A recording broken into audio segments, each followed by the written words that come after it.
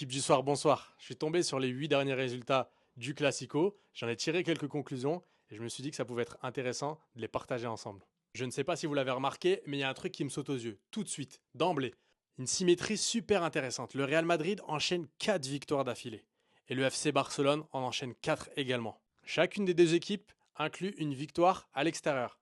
Le Real Madrid se déplace au Camp Nou et gagne 4-0.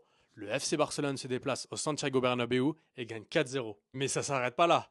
Chacune de ces équipes gagne avec un avantage de 3 buts. On a le 5-2 et puis on a le 4-1, en plus des 2 fois 4-0. On a une autre similitude, 3-2 pour le Real, 3-2 pour le Barça, à chaque fois le même score. Et une dernière pour la route, chacune inclut une victoire avec un seul but d'avantage. Je pense que vous avez compris pourquoi j'ai fait cette vidéo. En fait, on se rend compte d'une chose, le Real Madrid a remporté 4 victoires d'affilée, sans jamais trop en faire, en restant modeste, en restant humble. Par contre, la racaille catalane, elle, ça ne lui a pas suffi. Les supporters n'ont pas fait preuve de modestie. Vous ne pouvez pas dire le contraire.